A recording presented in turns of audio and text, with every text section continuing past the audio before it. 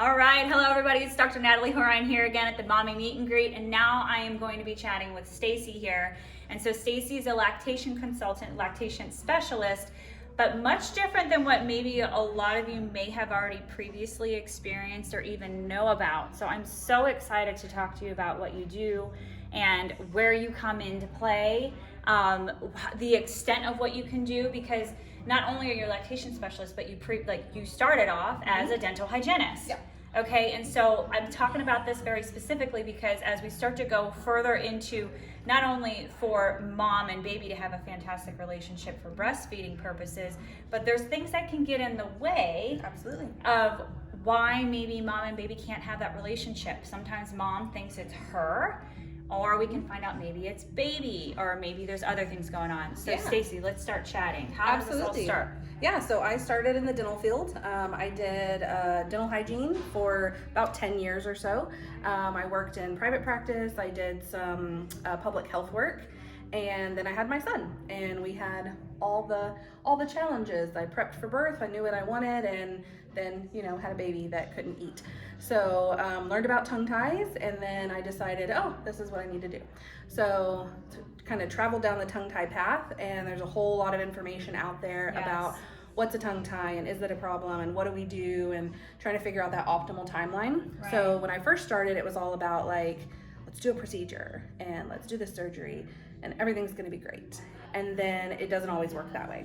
So I started into the lactation field, and it's a little different than your typical lactation because I've taken a lot of training in advanced body work, craniosacral fascial therapy, and reflex integration, and assessing body posture with breastfeeding, and postural movements with babies.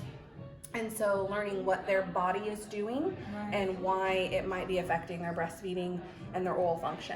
And so sometimes we'll get a case where the parent has heard tongue tie on Facebook or Instagram, and there's all these all these mom groups, and and that's great because they're so helpful.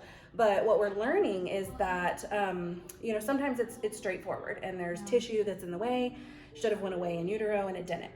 Do a procedure, everything gets better. Right. But a lot of the times what we find is that there's postural issues or oral motor issues or tone or coordination or reflexes or just the way baby is functioning in their environment, how they're being held or what they're being carried in or the position they're in with feeding. Right. And so we have to address that as a whole picture, because just doing a surgical procedure isn't going to be very useful if all of those things don't change, or if there's something in the way that their body is compensating with that they can't work through.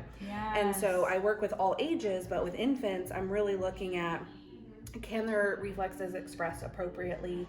What are the tension patterns in their body, which there's quite a few that are very specific to tongue-tied babies. Right. Do they have subluxations or areas of tension that can be addressed with body work, chiropractic?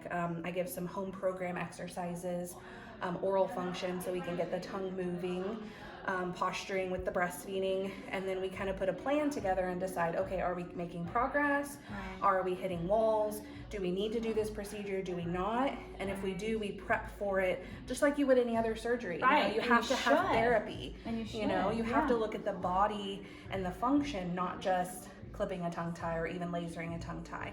And so then we rehabilitate the mouth and the body with other practitioners and as a team to hopefully not only make their breastfeeding experience work, but prepare them for their older ages and eating and oral growth and things like that. Because then I work with older kids with orthodontics that, none of these things got addressed. And so now we're dealing with things that unfortunately, are showing up in later years and even adulthood. So what are some of those things that you're seeing? So obviously, address it as soon as possible, right? And so what I'm going to say too is that, so you as mom, especially because most moms really do want that experience and that opportunity to have that bonding. Absolutely. I mean, there's so many hormonal positivities, let alone that combination of just the development of baby, best thing is breast milk, etc.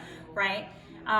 But for even her saying that it's not just with babies, but a lot of times this goes unaddressed. So as you get older, speech delays can happen. Yeah, it definitely can. And so while I don't focus on speech as a whole, it's a little outside my scope, I can assess it. Right. And thankfully we have some good practitioners in this area that can tackle it from a motor standpoint. Yeah. But I do a lot with oral growth and development. So myofunctional therapy as a whole addresses mouth breathing. So how that affects respiratory, orofacial growth, all the things. Apnea. Yeah, apnea, absolutely. So snoring. And in children, it's just pathological. Right. It shouldn't happen. Right, and you see those babies, and I mean, we say it's cute, like, oh, look, he's snorting like a little pig. Their mouth is way open and stuff.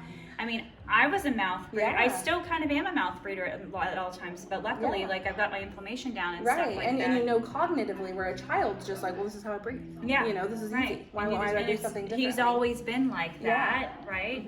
So this is important to know because that's not normal. Absolutely not. And so I have some toddler programs that are more like, I mean, toddlers don't have volitional movement most of the time, you know, not cognitively, so it's more play-based. And then we have, you know, older children who we can kind of tell, show, do, and practice muscle function and movement and breathing patterns. And then older kids and adults where we can really work on retraining that swallow pattern and rehabilitate from a neurological standpoint even how they're swallowing. And so we work on tongue posture, swallow pattern, with a goal from all ages to be not just like, you know, brute force muscle function, but actually integrate that into their new neural patterning. Which takes time and repetition. Time and repetition, So exactly. you can absolutely work with those, or you can work with teenagers, you can work with adults. Like you could probably like work with me. You could like, I can look at you, or you can look at me and assess like, where's my tongue laying, where am I breathing? You could probably look at how I'm posturing and how like.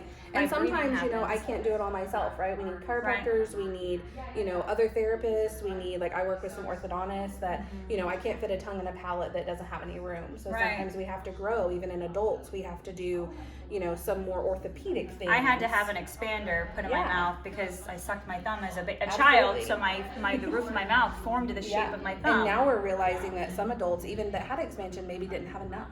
And so they're having airway issues, and thankfully we have some new technology that can let us expand safely in adults even. So it's really cool. Oh, but I just love it that you could address it early on with the kids, like as they're developing, to have the best opportunity moving forward, and then how that feeds into literally baby feeding with breastfeeding and of course and teaching those muscle patterns in infancy and working on that neural integration when they don't have anything else to compare it to versus retraining those bad habits later. So oh my gosh, I absolutely love it. So so how can people find you? How can they reach out to you? So I have my website here. I'm online at vitalfunctiontherapies.com, and there's a few insurance plans I can bill with through a program that I use, and then we have pretty good luck with that most of the time, and I can treat all ages, you know, babies, adults, children, for all the things. And so you can find me online, and then I have I do home visits, and I have an office space in Bentonville. Okay, so you can go to a person's home too. Absolutely. So that's wonderful.